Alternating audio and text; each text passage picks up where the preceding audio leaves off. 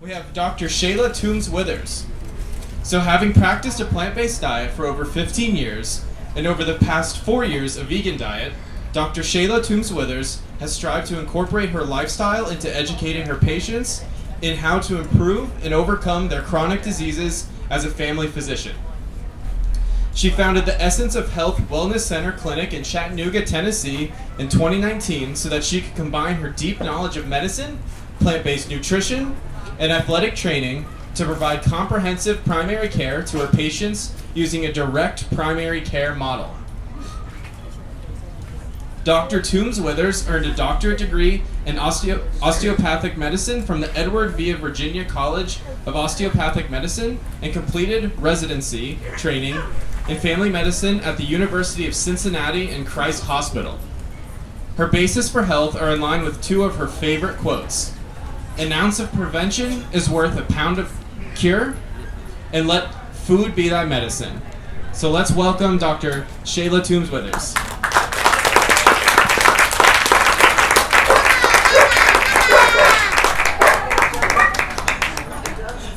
Well, good afternoon, everyone. Hope everyone's doing well. Thank you all for coming out today, and I'm glad the weather held up for us to be able to be out here and enjoy the festival today. So, like Evan said, I am Dr. Shayla Toombs-Withers. I'm a family medicine physician in Chattanooga, Tennessee, and the owner and founder of the Essence of Health Wellness Clinic. Essence of Health Wellness Clinic is a family medicine clinic that services both children and adults and places a large emphasis on a whole food plant-based diet, exercise, and mindfulness to heal your body, prevent, and reverse disease. I'm a plant-based physician, and I have followed this way of eating for many years. My journey to eating plant-based began with me looking for ways to improve my own health. As a child, I grew up eating a lot of fast food and processed foods. My parents both worked full-time, and like we see with a lot of kids today, it was just easier to go through the fast food drive-through section versus cooking a healthy meal and having to do all of those things at home. And so that was the lifestyle in our house. I was an overweight child throughout childhood, well into college. I was diagnosed as being lactose intolerant after having multiple bouts of severe abdominal pain in college. I began to do research into the effects that food had on our bodies and tried to find ways to reduce my own stomach pain. My initial research led me to becoming a vegetarian midway through college. I lost weight and the severe stomach pain improved some. However, its recurrence would continue to cause me gut-wrenching pain at the most inopportune times. Entering medical school, I met a friend who was vegan, and I took note of how healthfully she ate and how her diet allowed her to have bounds of energy and aid her in being a distance runner. Running was not a hobby of mine at that time, so I only took notice enough to slowly reduce my intake of animal products, but was not completely whole food plant-based at that time. Fast forward to the end of my residency program and having my first child. Like most new mothers, I strive to be healthier for my baby, and I long to rid my body of weight gain in pregnancy and as a medical resident. I don't know how many folks I have out here who are in the healthcare field, but unfortunately, hospitals just aren't the healthiest places to find food. And as a resident, especially when I was in residency program, we often work 40 hours at a time, and so you would be there all day, all night. You're tired, you've been working really hard, and really the only place to eat a lot of the times was the fast food restaurant that was on the hospital property. The cafeteria would close, and unless you brought your own food and found somewhere to refrigerate it, then you were just left with what was there. And so a lot of residents, unfortunately, we aren't at our healthiest during that time of our medical training. And so that was my story too. I stumbled upon Forks Over Knives and the Engine 2 diet. Sorry about that. So I stumbled upon Forks Over Knives and the Engine 2 diet. Then came my obsession with Happy Herbivore recipes. I'm not sure how many of you all are familiar with Happy Herbivore, but it is a website. It started as a blog by Lindsay Nixon, and now she's turned it into a whole meal program. And one of the things I like about it is that it's simple. So it kind of goes back to, like in my childhood, with both parents working in a busy household, Lindsay Nixon has made these recipes simple and easy to follow for people to be plant-based and still be able to have foods that are easy to access, easy to make healthy meals for your children, so that they can be healthy and not suffer from some of these chronic diseases that we are seeing today. From there, I was all in on being plant-based. My stomach pain resolved, I began running distance races and competing in the sport of triathlon. Which brings us to today. A whole food plant-based diet has aided me in running various full marathons and recently becoming an Ironman triathlete, completing a 2.4 mile swim, a 112-mile bike ride, and a 26.2-mile run consecutively in less than 17 hours. Thank you. I have done countless miles of running, cycling, and swimming with quicker recovery time and less muscle fatigue, which I greatly contribute to a plant-based diet. After reaping the benefits for myself, I have become passionate about helping others reap those same benefits. Much of what I see as a physician is a result of a poor diet. The standard American diet, or SAD diet, which is often said, often includes a high intake of foods containing oil, fat, red meat, processed meat, butter, eggs, sugar, corn and corn syrup, fried foods, and prepackaged foods. We are now starting to see the effects of this diet, not only in adults, but also in our children.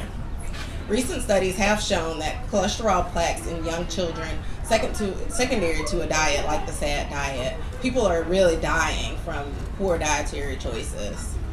Diseases like type 2 diabetes, high blood pressure, heart disease, colon cancer, and certain autoimmune and rheumatologic disorders have been improved and or reversed with dietary changes to a whole food plant-based diet. A whole food plant-based diet goes beyond your typical vegan diet. With a whole food plant-based diet, oils, salt, and refined sugar are limited or completely removed from this diet. Some may find this more restrictive, but however, when you're in a fight for your life, drastic measures often need to be taken to do that.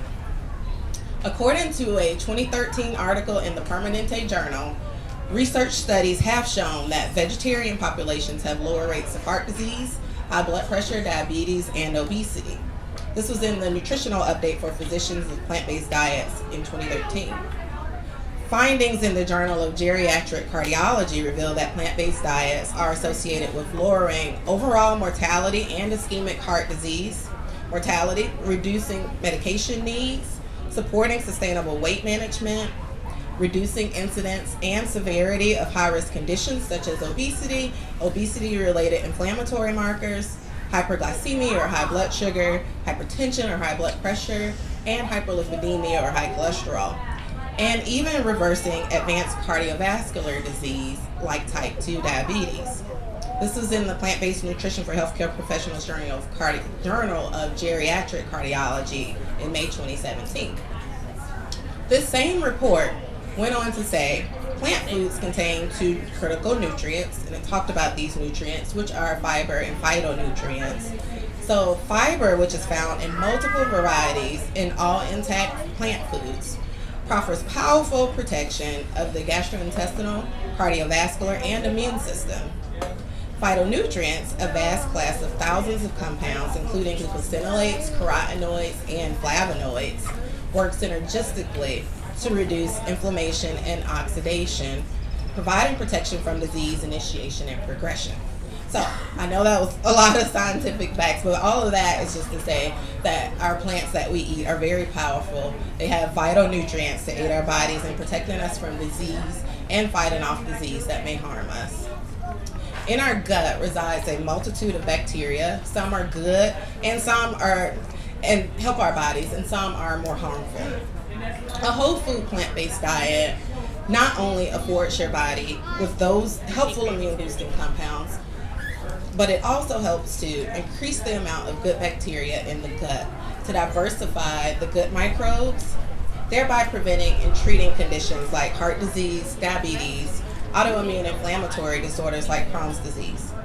So who knew that increasing the helpful fiber in your diet, eating those prebiotic foods like leeks, onions, garlic, asparagus, spinach, and oats, bananas, adding probiotic foods like those fermented foods, sauerkraut, miso, tempeh, and kimchi, avoiding animal products, limiting fat intake, avoiding unnecessary use of antibiotics, exercising, and managing and reducing stress could all positively affect your gut and your ability to prevent and treat disease naturally.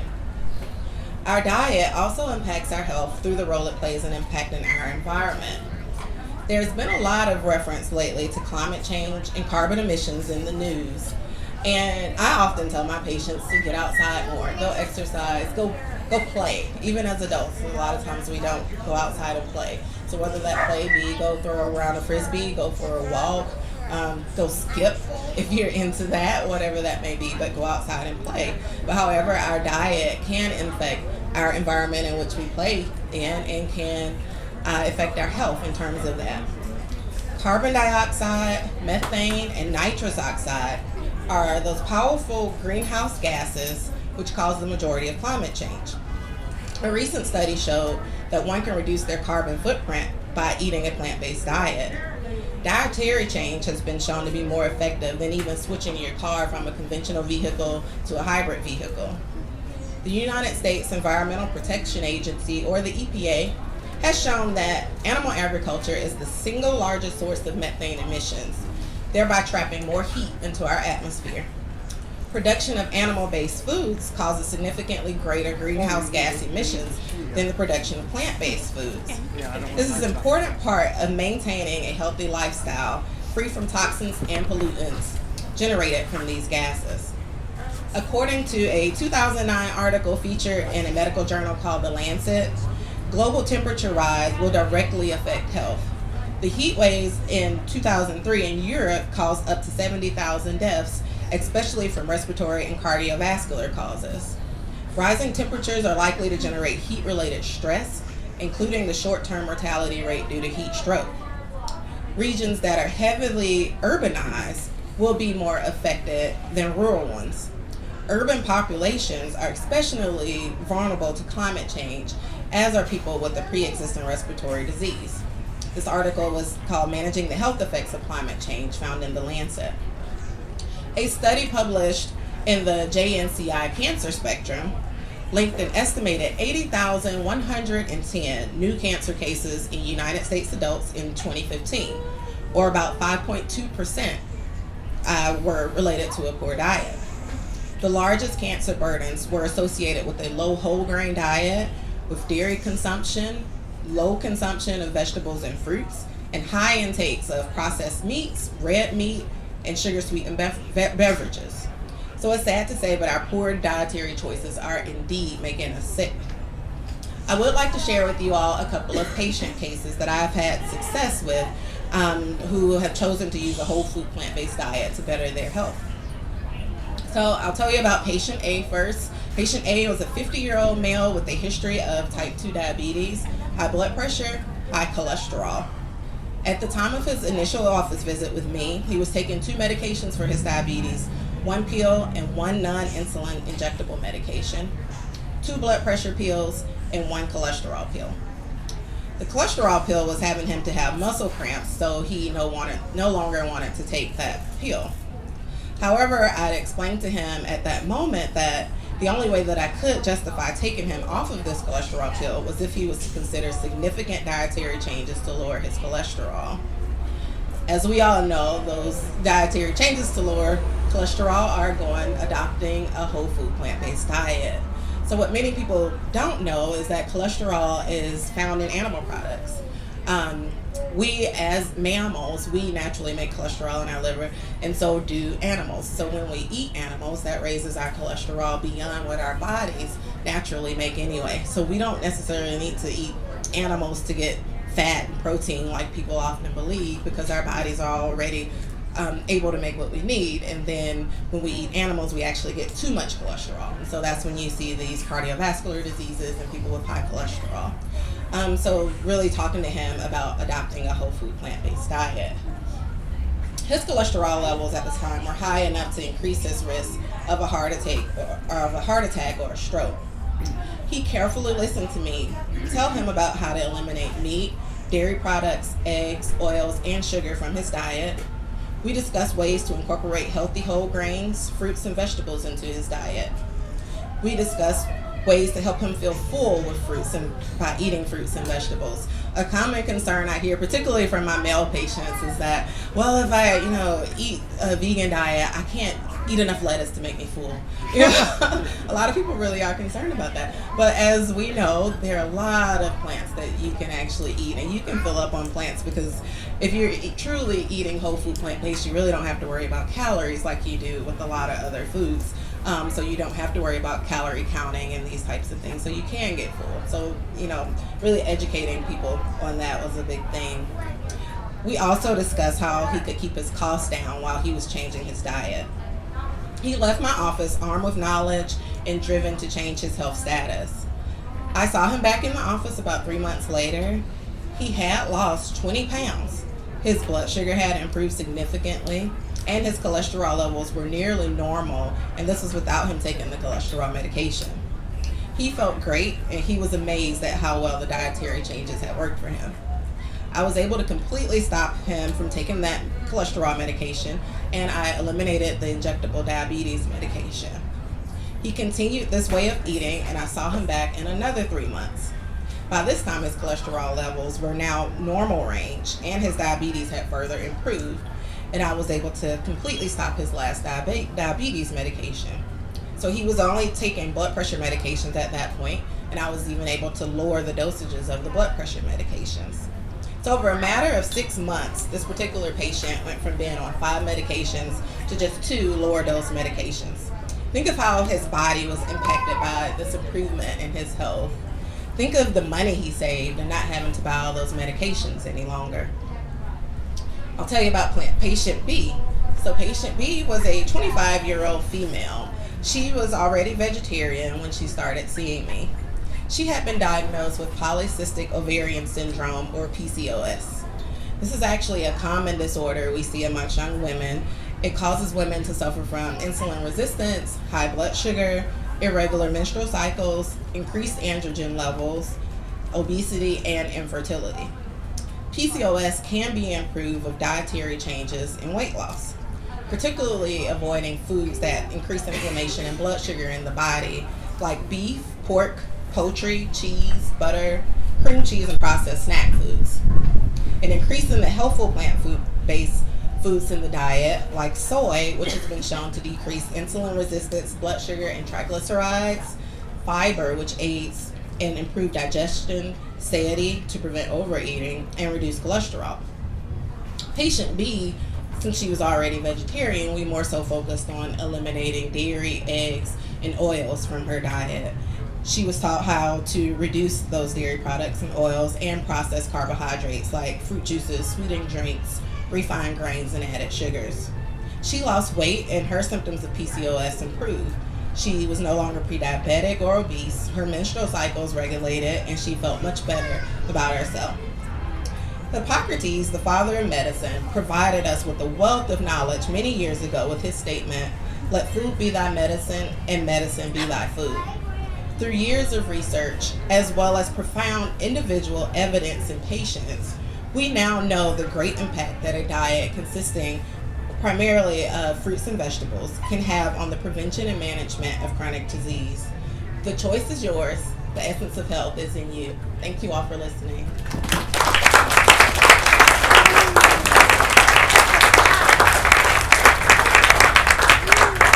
I do have time for questions, so if anyone has any right now, yeah, sure. Yes, I may have, it was suggested I may have a collagen deficiency and chronic muscle pain. Is there a vegan alternative to involved in the regular collagen supplements? Okay. That might help with that or take care of that? Okay, so the question, so that everybody else can hear, was about collagen deficiency, and that is there a vegan substitute, and instead of her using things like bone broth, other plant-based things in her diet that she could have that could help with muscle pain. Did you say muscle pain and joint pain? Was that the issue? Muscle, Or basically muscle muscle and deep tissue issues? Yes, so people who are having muscle issues, particularly, I like to recommend beets and tart cherries in the diet. Beets are actually natural anti-inflammatories because a lot of the times when we're getting muscle and joint pains and issues, it's because of the buildup of inflammation in the diet. And actually, by having animal foods, that actually increases that inflammation. So I know some people will try things like bone broth of that nature, but actually the animal products are increasing the inflammation. So you can use things like beets, cherries, ginger even, and those things can help with muscle fatigue, can help. They are naturally antioxidants and anti-inflammatory foods. Any other questions? Hi. Yeah. You said oils. You said reduce oils. You don't need like olive oil, do you? Yes, I do. I mean all oils, actually. And so there have been some right, yeah. So there have been some other studies done actually by some cardiologists who are plant-based researchers and plant-based physicians, and what they have found that in cardiovascular disease, that even eating oils, because of the way that those oils are refined, those can still contribute to plaques in the blood vessels and can still increase your risk of cardiovascular disease. So we much prefer you actually eat the olive versus use the olive oil because it's less refined when you eat the whole food versus using the oils. There are ways of cooking your food where you really don't need oil, particularly if you're sauteing. Vegetable broth is one thing I like to do, and some people even just do what's called a water saute. So they just put water in the pan just to keep the food from sticking, and you can still cook it that way without oil. If you're baking or broiling, you can use a Pyrex type glass bowl to keep food from sticking. Parchment paper works really well if you want, for instance, like French fries, natural French fries without using cooking oil. You can chop your potatoes and put them on parchment paper, and they'll still crisp up, and they won't stick to your baking sheet. Just to follow up on that, so you were saying because it is refined, Right. but even the so-called cold pressed, all natural, all organic olive oil, that all falls underneath that. Right, exactly. Yeah, that all falls under oil and can still, there still have been some studies that have shown that it can increase your risk of cardiovascular disease with those oils. There was particularly Dr. Caldwell Esselstyn. He has a study where he took some of the sickest patients who were suffering from cardiovascular disease, patients who had suffered from heart attacks. And so they put them on a diet where they restricted oils, all oils, and they even restricted nuts because nuts can have a higher fat content. And they found that they were able to reverse cardiovascular disease in this way. So, I mean, you know, you can say typically if you're a healthy person, then yeah, some nuts are fine. But if you're particularly one of those people who have had heart attacks, strokes, and you are suffering from cardiovascular disease, then yeah, you're definitely going to want to leave out oil and even limit your nut intake. Yeah. Yes. Do you see people long-term have some vitamin deficiencies, like B12 or B6, and people take supplements? Or how Yeah, that's a good question. So her question is about long-term having a vitamin B deficiency particularly. So yes, so plants, vitamin B12 is one of the really the only thing that we can't get particularly from plant foods. And I say that with a caveat because it depends on even how your plant was grown. So if your plant was sometimes plants can pick up B12 from soil, and so we still are able to get some small amounts in it, particularly if you don't super duper cleanse it when you eat it. You can still get some of those things from it. But yes, we do recommend if you are on a plant-based diet that you do supplement with vitamin B12 because a vitamin B12 deficiency can actually be dangerous. I didn't hear you. And biotin. Biotin, not particularly. No, vitamin B12 is the one.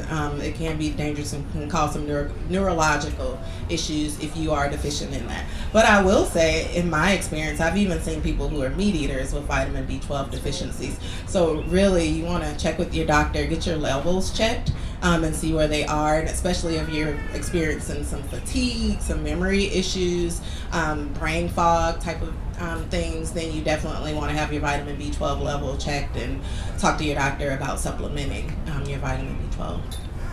Yeah. I was actually going to point out the same thing. 30% of B12 deficiency, 30% of Americans are B12 deficient.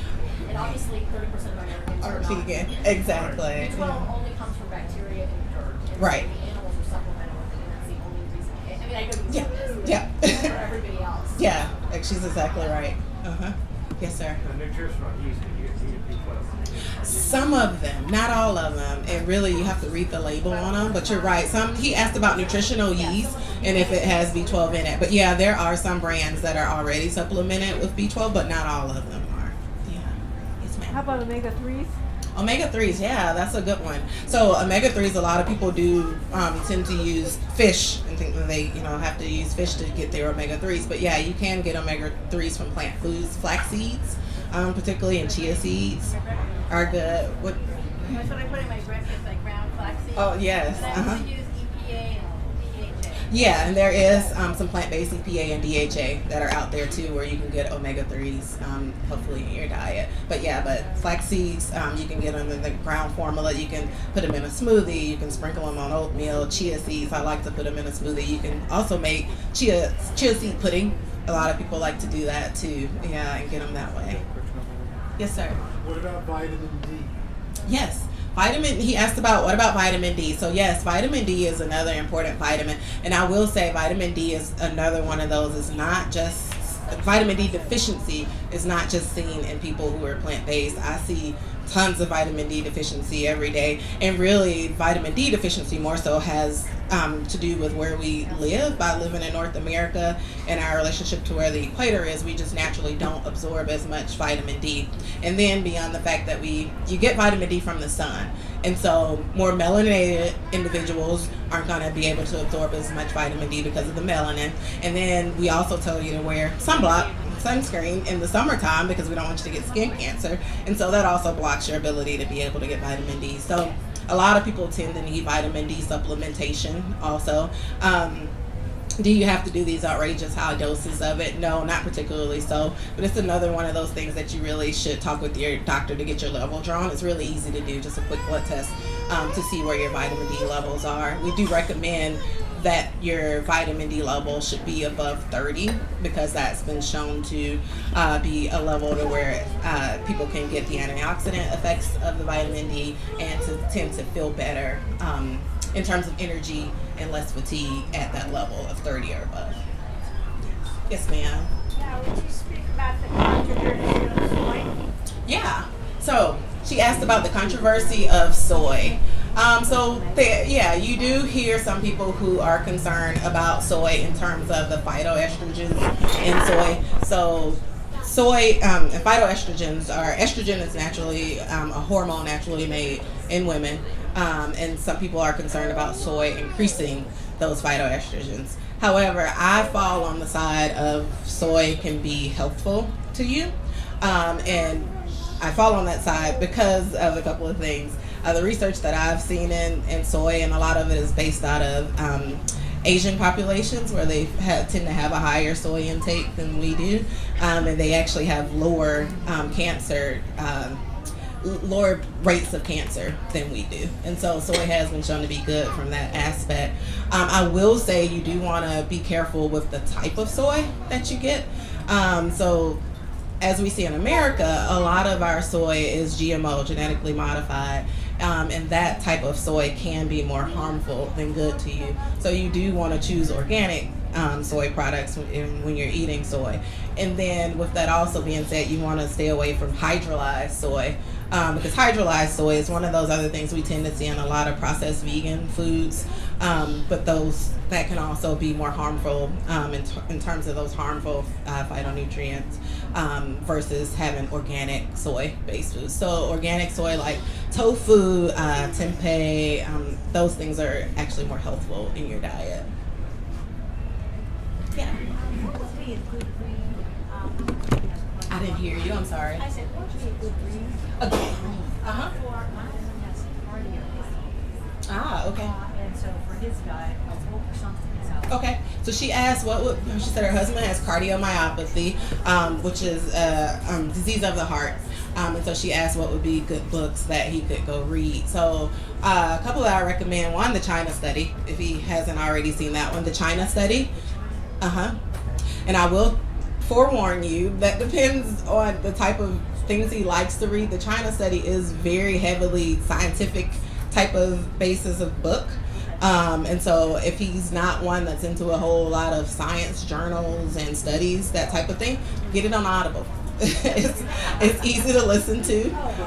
Yeah, and so you can also get it on Audible. But the China study is a great one because it does talk about several of the scientifically based studies that they have done on whole foods, plant-based diets, and how those diets have reversed cardiovascular disease and help heal people in terms of prevention and management of cardiovascular disease. Another book is Eat to Live by Joel Fuhrman. Joel Fuhrman, in his book, the Eat to Live diet is a whole food plant-based diet, but it's even a little bit more restrictive in terms of he limits grains. His diet is heavily based in you eating a large amount of dark leafy greens and a large amount of beans, but then limiting your intake of whole grains to like 1 serving a day in his diet. But he does have some good evidence and some good material in terms of people who suffer from cardiovascular disease. So those would be my top 2 recommendations. How about how to prevent or reverse heart disease by Caldwell Esselstyn? Yes, and Dr. Esselstyn. You know, you're right. It is an easy read, and he's Yeah. actually one of the authors of the China study. But you're right, that one, that one does break it down with it. I don't know what kind of cardio he has, but Yeah. there are cases on the Force Overnight Success Stories website Okay. of patients who are like low on heart transplant. Okay. This lady also recommended forks over knives. She said there are a couple. They on the Forks Over Knives page. They have a page called Success Stories, and she said she has read some success stories on there from other folks who suffered from cardiovascular disease on there. So there might be some stories on there that you can read too. Thank you. Yeah. Yes, ma'am. Maybe talk a little bit about the fast-paced lifestyle and maybe not having time. Right. What would you recommend as vegan fast food or things that you can prepare at home? Yeah. Maybe burgers,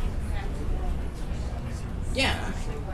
Okay, so this lady's question talked about what are some good fast options that you can do to have healthful fast food ideas for people who do work a lot or who might be busy moms or dads at home.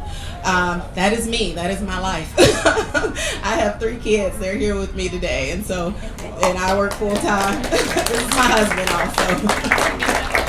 Yeah. And so that is our life, a busy life. And so some of the things that I do, I have an Instapot at home. I don't know if you all are familiar with the Instapot.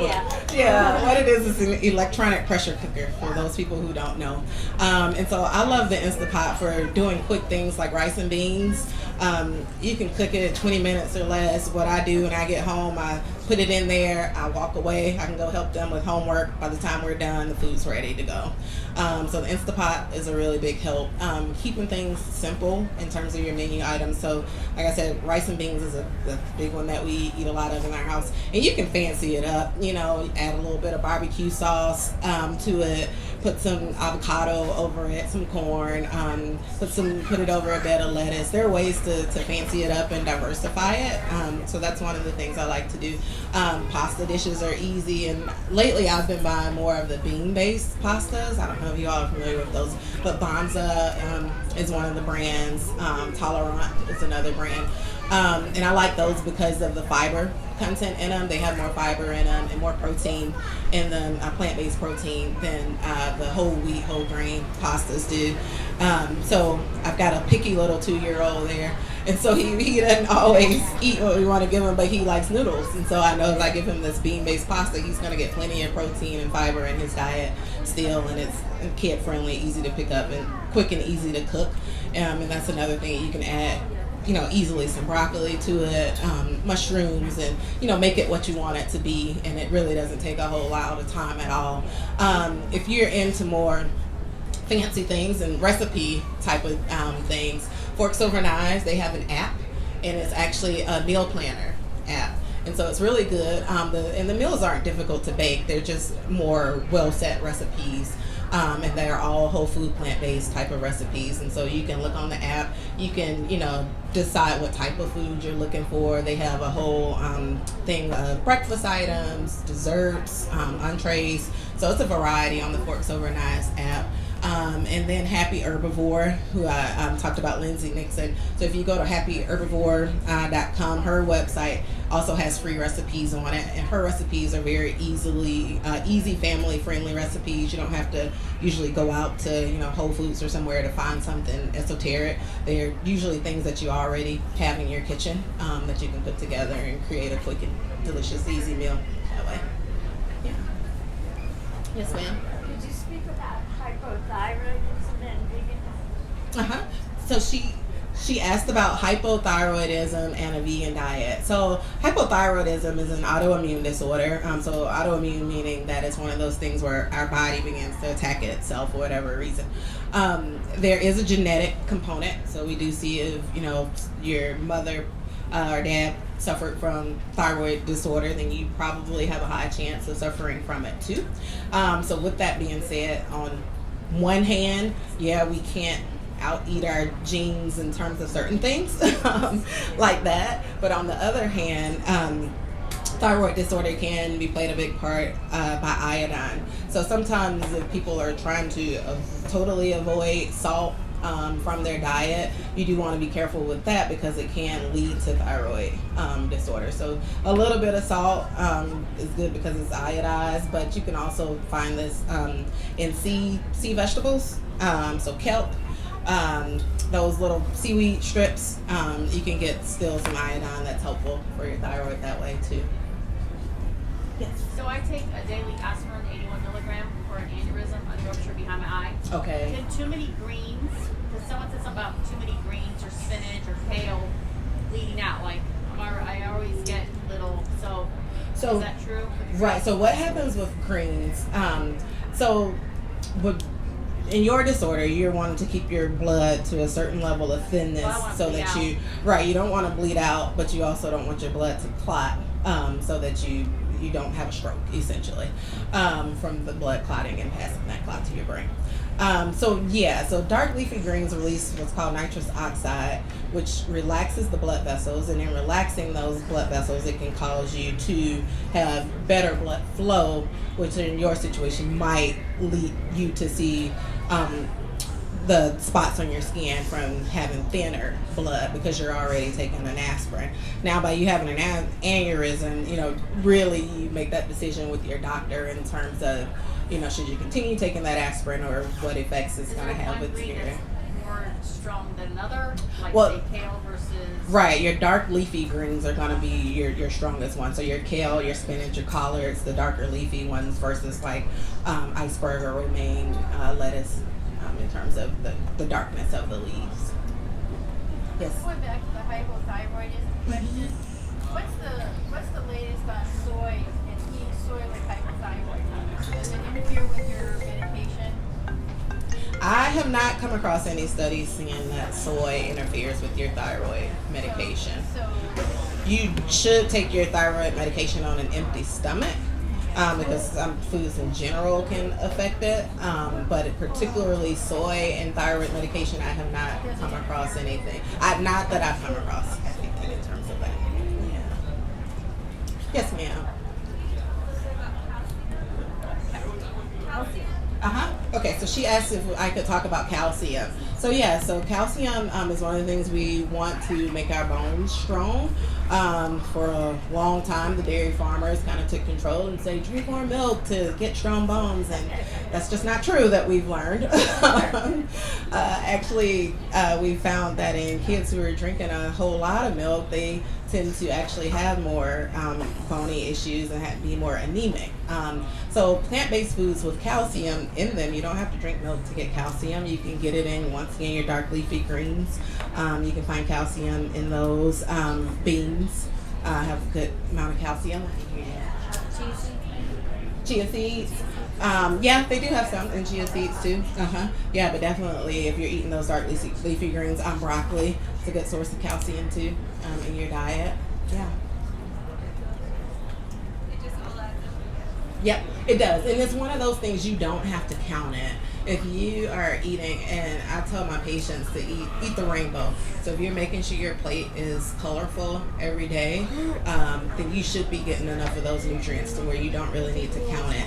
Unless you've suffered from, usually we see people with bone density issues if they suffered from a fracture for some reason, especially a fracture that you got without having any type of injury or activity that caused it, then yeah, you may have a deeper issue in terms of that. But for the majority of people, if you're eating a rainbow of foods in your diet, you're going to naturally get enough of those nutrients to where you don't have to count how much of it that you're getting. Yes, sir.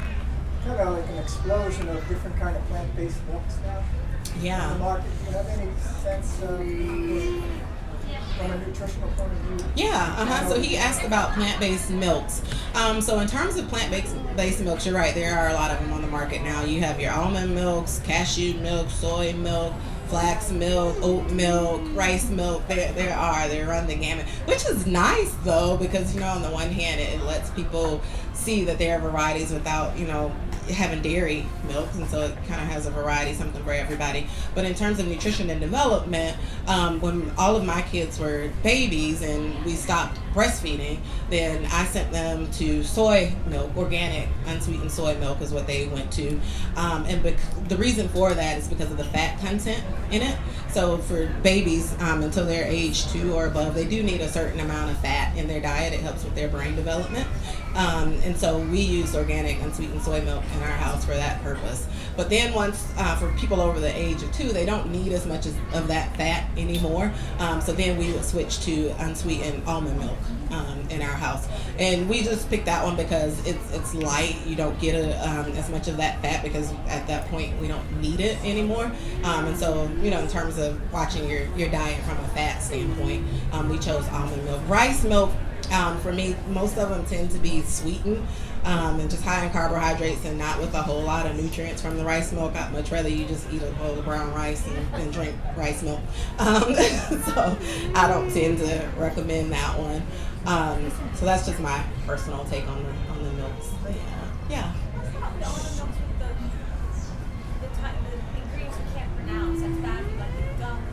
Right, yeah. So she asked about what about the milks with all of the ingredients that you can't pronounce. She's right. So there are some of the plant-based milks where they use a lot of preservatives in them, and so they do tend to be some ingredients that you don't know what they are. I would steer clear of them, just because you're eating plant-based because you want to be healthy. So I wouldn't want a lot of those preservatives. We buy our milk from Whole Foods, because they do tend to have milk that doesn't contain those. They do fortify with vitamins. So their milks are fortified with vitamin D and vitamin B12 in them, but they don't have those preservatives that you're talking about. I think, what's the blue jug? I think that's the one that has a lot of the things you're talking about in it. Almond Breeze. Yeah, I was trying to blank on the name. Thank you. Almond Breeze is the one that tends to have a lot of those preservatives that you're talking about in it. Yes.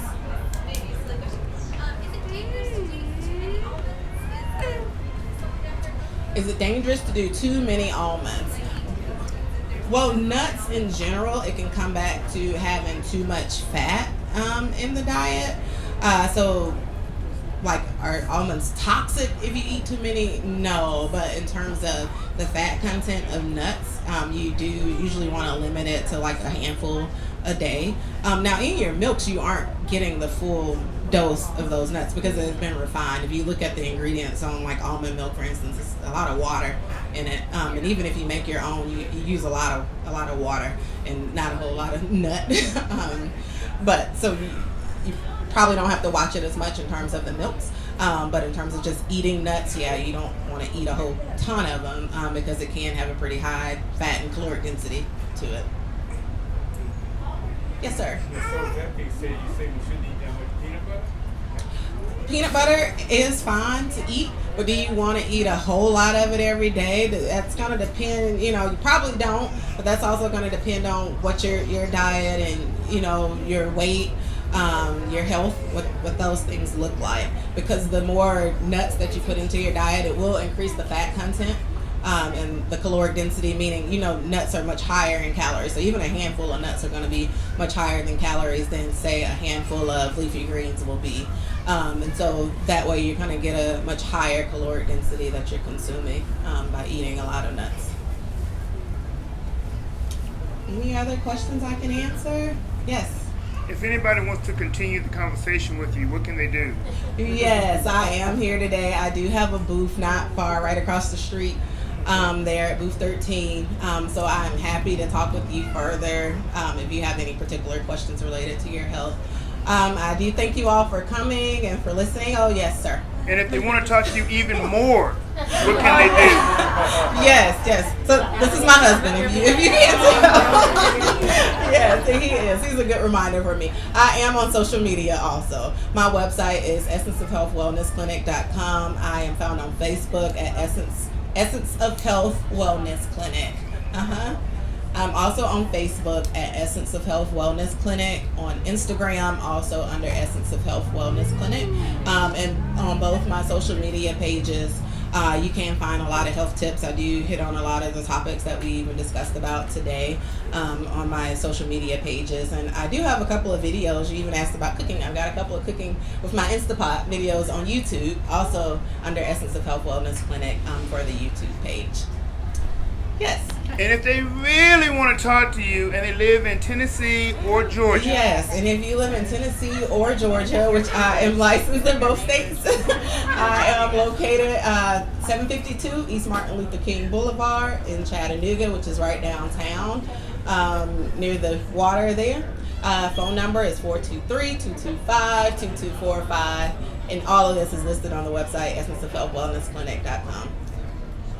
And why is it that you're able to spend so much time talking to people about their diet? I am a direct primary care family medicine physician. What direct primary care is a model of medicine that takes away the middleman, which is the insurance company. So I don't accept any insurance. It's all cash based. And what that allows me to do is to offer the members of my practice unlimited office visits without any copay. Because I'm not billing insurance. My office visits are 60 minutes at a time.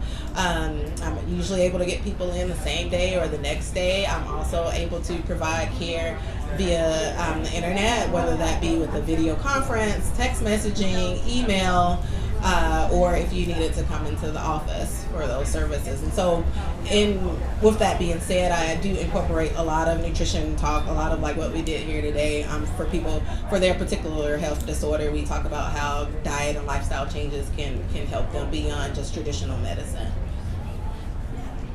Do you have any further questions, sir? Not right now. Thank you so much. Well, thank you all for coming. It's been a pleasure.